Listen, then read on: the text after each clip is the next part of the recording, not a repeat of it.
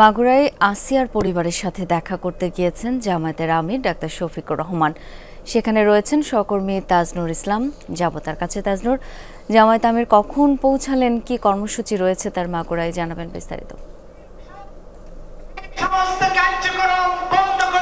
এখন থেকে সব মিলিয়ে 30 মিনিটের মতো হবে। তিনি মাগুরায় পৌঁছেছেন মূলত হেলিকপ্টারে করে একটি স্কুল মাঠে তিনি সেখানে অবতরণ করেন। তবে এই মুহূর্তে যে আনুষ্ঠানিকতা চলছে সেটি সরাসরি দেখাতে চাই। ঠিক একটি স্টেজ করা হয়েছে আসিয়ার যে গ্রাম, তার পাশের গ্রামে।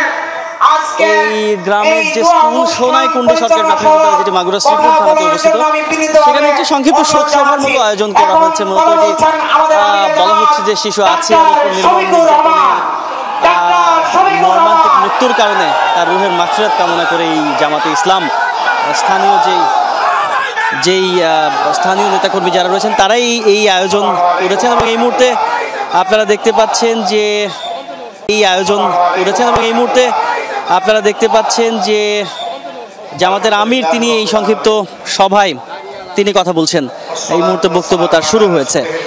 তবে এরপরে তিনি এখান থেকে সরাসরি আসিয়ার বাড়িতে যাবেন। সেখানে আসিয়ার মা রয়েছেন, তার পরিবার, তার বাবা, তাদের সঙ্গে তিনি দেখা করবেন। একই সঙ্গে যে আনুষ্ঠানিকতাগুলো যেটি বলা হচ্ছে, এই যে জামাত ইসলামের যারা আয়োজক আজকে তারা বলছেন যে মূলত সহমর্মিতা জানাতে জামাত ইসলামের আমির এই ঢাকা থেকে হেলিকপ্টারে করে আজকে তিনি মাগুরায় এসেছেন।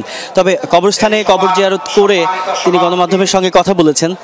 সেখানে তিনি যে বিষয়টি বলার চেষ্টা করেছেন সেটি হচ্ছে এই যে আসিয়ার যে ঘটনা গোটা দেশকে যেভাবে করে নাড়া দিয়েছে, সেই ঘটনার পরিপ্রেক্ষিতে এরকম ন্যাক্কারজনক ঘটনা ভবিষ্যতে যেন বন্ধ করা যায় কিংবা আরও এরকম ঘটনা যেন কোনোভাবেই না ঘটে, সেই ব্যাপারে আসলে সবাইকে সচেতন হবার ব্যাপারে তিনি উদাত্ত আহ্বান জানিয়েছেন। একই সঙ্গে আসিয়ার যে পরিবার, সেই পরিবার যে কোনো প্রয়োজনে জামাতে ইসলামকে পাশে পাবে সেরকম এক ধরনের অঙ্গীকার তিনি করেছেন।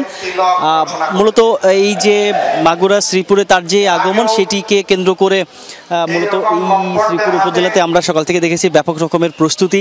এবং যারা এই রাজনৈতিক দলের অর্থাৎ জামাতে ইসলামীর যারা স্বেচ্ছাসেবক রয়েছেন তারা সকাল থেকে বেশ প্রস্তুতি নিয়েছিলেন। এবং স্থানীয় যারা নেতাকর্মী, একই সঙ্গে উৎসুক জনতা, সবাই আসলে এই যে এক ধরনের আগ্রহ নিয়েই মূলত অপেক্ষা করেছিলেন সকালবেলাতে যখন হেলিকপ্টারটি স্কুল মাঠে অবতরণ করে, সেই সময়টির জন্য তারা সবাই মিলে অপেক্ষা করেছিলেন।